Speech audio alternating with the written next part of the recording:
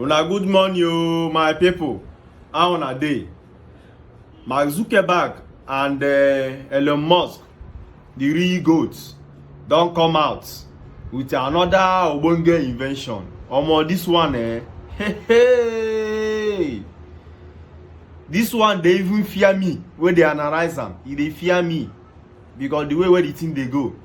Now Mark don come out with one invention wey him call augmented reality glasses. Wetin him call the glasses na Orion.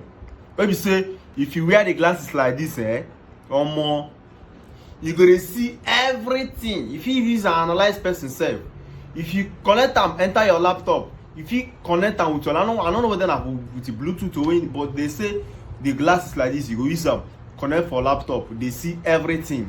You remember this one that they go for all this game house? That's one that they wear. Now I know some women they like that kind matter. They go wear them. They go to see things. If you see where they drive car, they drive those game car, all those kind of things. Now what Mark Zuckerberg don't go invent with eyeglass, just eyeglass like this. When you put all those things inside, omo, technology bad. These people bad. When we go learn for Africa, say, omo, these people bad. But you know end there, Makachi, you know ends there. Elon Musk don't look wetin Mark don't do. Say na to the wear eyeglass like this. You don't look wetin Mark don't do. Say no, this boy no go do pass me. This boy no go do pass me. He can go bring his own. And that own, like come listen, that own go better. But when I talk finish, when I go drop am for comment section, which one wanna think say na him go better. So Elon Musk don't see wetin Mark don't do. Can't go bring in own. Omo, this is your own. This is your own mad. Now Elon Musk own now. You don't need to wear eyeglass. You don't need to wear eyeglass. He own now cheap. Something like this, small like this. You see this one off hand. Something way small like this. They go open your brain. Put them inside, cover them back. He own Neuralink. That's the name of his own. Now this own now they go open and the surgery, not be human being they go do am. Now robots go do am very fast. Bang, you don't put them. Bang, you don't put them. This thing don't enter there. You know what this thing they work? Chineke. That thing was small like this. What was in way small like this? What thing they do? Elon Musk say even that thing once you dey your head, person wey blind go see, and person wey dey born blind wey never see for im life before, because of say this thing dey im head, say im go see. Make I leave una, make una use una hand go watch am. No need to dey explain. Make una use una hand go watch am.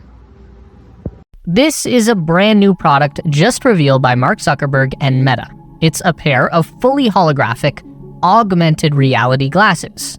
They call it Orion. Mark's belief is that products like Orion, the Meta Quest, and the Apple Vision Pro will become the next major computing platform, an evolution beyond the smartphone. And Zuck may be correct in his prediction, but let's be real here for a second. Does anyone actually want to wear this thing on their face all day long? Sure, your weird glasses can augment reality, that's cool and all, but let's talk about how we can alter reality. Break it, if you will. And that's a project that Elon Musk has been working on for the past 8 years now. Of course, we are talking about Neuralink. If augmented reality is the next evolution of the computer, then Neuralink is the final form, the omega if you want to keep the ancient Greek references going. While Zuckerberg was out shilling his new glasses, Neuralink was busy securing approval for a new implant that will pipe computer vision directly into a person's brain. Blindsight was just classified by the Food and Drug Administration as a breakthrough device. This essentially means that it's been fast-tracked through the development and review process in order to get this device into human patients as fast as possible. Elon Musk has said the blindsight device from Neuralink will enable even those who have lost both eyes and their optic nerve to see. It will even enable those who have been blind from birth to see for the first time. To accomplish this, Neuralink will replace human eyes with small digital cameras, much like those that Meta is using in their augmented reality glasses. And then the difference comes in when Neuralink cuts a hole in the person's skull and sews a few dozen tiny wires into their brain. You won't find that on the Meta product roadmap.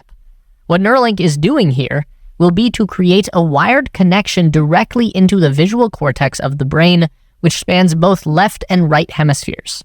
So really, there will need to be 2 holes in the person's head. Again, the process here is not so different from the Facebook glasses, where those employ miniature projectors to take digital code, convert that to electrical light energy, and overlay it on the lens as visual information.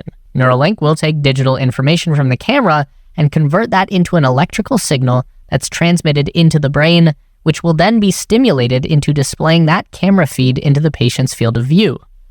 Now, that sounds a bit crazy, and it is, but we have to remember that our entire experience of the world is provided to us by input devices.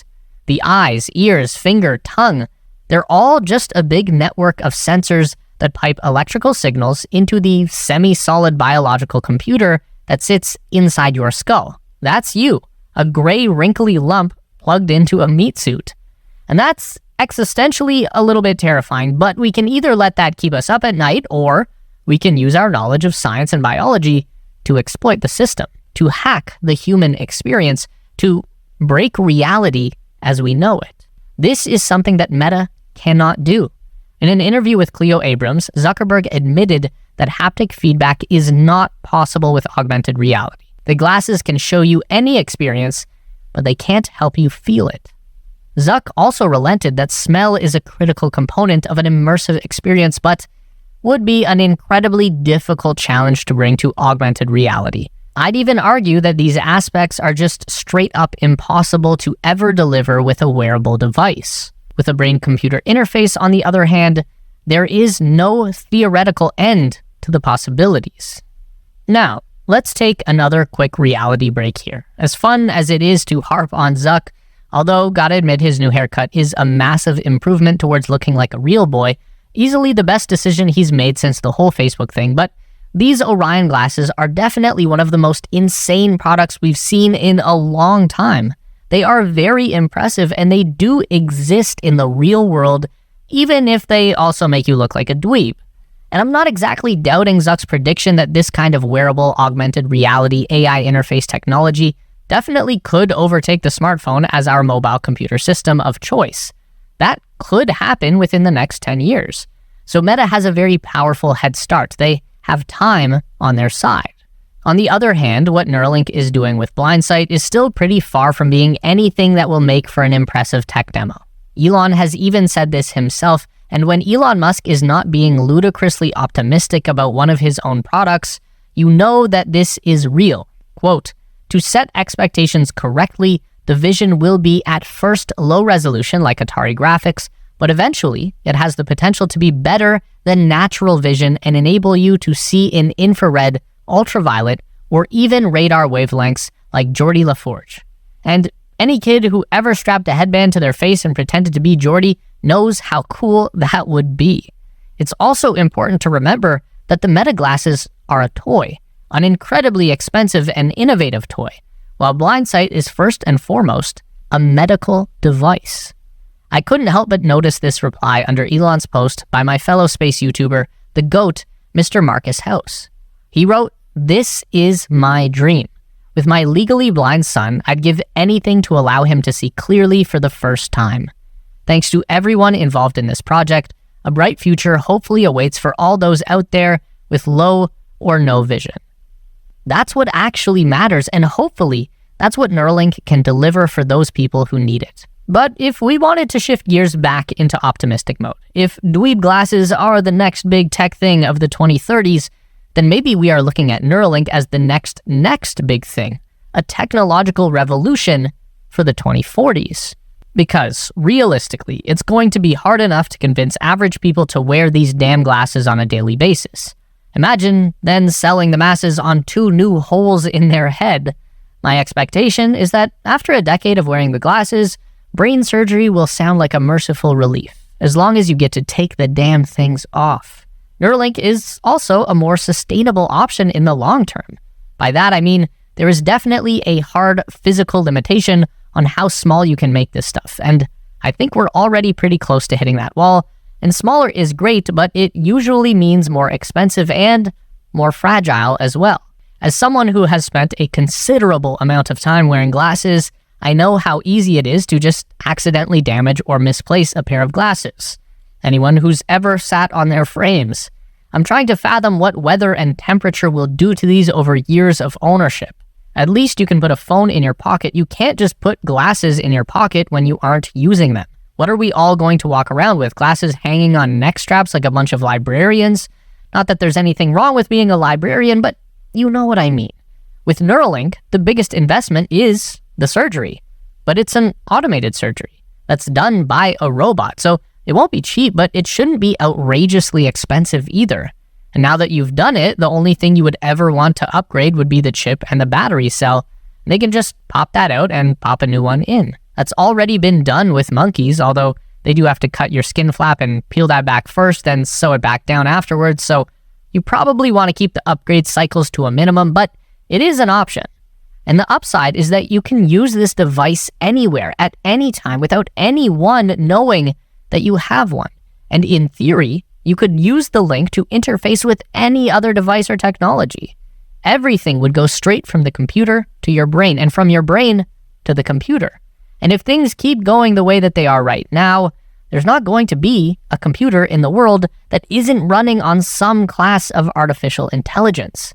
Elon Musk has envisioned this AI interface working like a third layer of functionality in the human control center. The primary layer is your limbic system. This is kind of your base level behavioral instincts: food, sex, fight or flight responses, caring for babies, all of those deep-seated behaviors that are universal among pretty much every living thing on the planet. Primal stuff. The secondary layer is your cerebral cortex. That's the wrinkly outer layer of your brain that kind of works like your CPU.